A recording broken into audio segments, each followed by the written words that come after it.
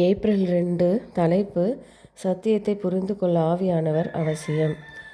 நமக்கோ தேவன் அவைகளை தமது ஆவியினாலே வெளிப்படுத்தினார்.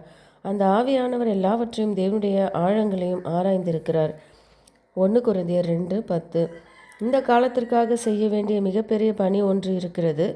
ஆனால் தேவன் தம்முடைய ஜனங்களுக்கு என்ன செய்ய விரும்புகிறார் என்பதை குறித்து நாம் சிறிதும் உணரவில்லை. நாம் 1 மற்றும் 2 தூதனுடைய தூதை குறித்து பேசுகிறோம்.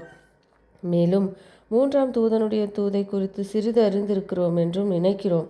ஆனால் நமது தற்போதைய அறிவில் திருப்தி அடைந்து விடக்கூடாது. தமது பரிசுத்தவான்களுக்கு வெளிப்படுத்த விரும்புகிற இரகசியங்களை குறித்த அறிவிற்காக விசுவாசத்தோடும் மனம் வருத்தத்தோடும் கூடிய நமது விண்ணப்பங்கள் தேவனிடம் ஏறெடுக்கப்பட வேண்டும். பரிசுத்த ஆவியானவரால் கற்பிக்கப்படாதவரை வேதத்தை நம்மால் சரியாக புரிந்து கொள்ள முடியாது என்ற உணர்வை நாம் பெற்றிருக்க வேண்டும். ஏனெனில் தங்கள் பார்வைக்கு ஞானிகளாயிருக்கிற கல்விமான்களும் கூட இது ஒரு முத்திரிக்கப்பட்ட புத்தகமாகும். வேத வாக்கியங்களை ஆராய்ந்து பாருங்கள் என்று இயேசு தமது சீஷர்களை வழிநடத்திய போது தாம் சொன்னதில் அர்த்தத்தை அறிந்திருந்தார். ஆராய்வதென்றால் வேத வாக்கியங்களுடன் ஒப்பிட்டு ஆவிக்குரியவைகளை ஆவிக்குரியவைகளோடு சம்பந்தப்படுத்தி பார்ப்பதாகும்.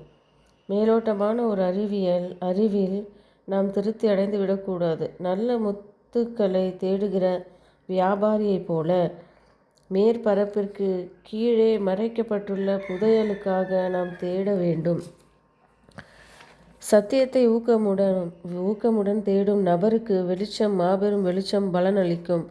தங்கள் மன ஆற்றல்களை அதிக அளவில் செயல்படுத்தாத தங்கள் திறமையின் வரம்பிற்கு சென்ற எது சத்தியம் என்பதை கண்டறிவதில் அனுபவம் இல்லாத அநேகர் உள்ளனர். நீங்கள் உங்கள் தேவையை உணராதவரை பரிசுத்த ஆவியானவர் உங்கள் மீது ஊற்றப்படுவதும் இப்போது இருப்பதை காட்டிலும் அவருடைய அபிஷேகத்திற்காக அதிக வாஞ்சியுள்ளவர்கள் ஆவதும் சாத்தியமற்ற காரியமாகும்.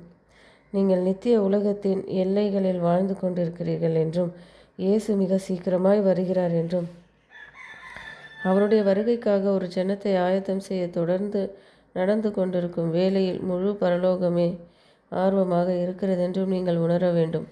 தேவனுக்கு முன்பாக ஜாக்கிரதையாய் இருந்து மனம் திரும்பு என்று லவோதிக்கேய சபைக்கு உரைக்கப்பட்ட உண்மையுள்ள சாட்சியின் ஆலோசனைக்கு செவி கொடுக்க வேண்டிய ஒரு ஜனம் இருக்கும் என்றால் அது இக்காலத்திற்குரிய பிரம்மாண்டமான சத்தியங்களை திறந்து படித்திருந்தும் தங்களுக்கு அளிக்கப்பட்ட உயரிய ஸ்லாக்கியங்களுக்கும் பொறுப்புகளுக்கும் ஏற்றபடி வாழாதிருக்கிற ஜனங்களே. நாம் விசுவாசிக்கிறதாக சொல்லிக் கொள்கிற பக்தி வினயமான சத்தியங்களின் வெளிச்சத்திற்கேற்றபடி வாழாததினால் மிகவும் அதிகமாக இழந்திருக்கிறோம். ஆமேன்.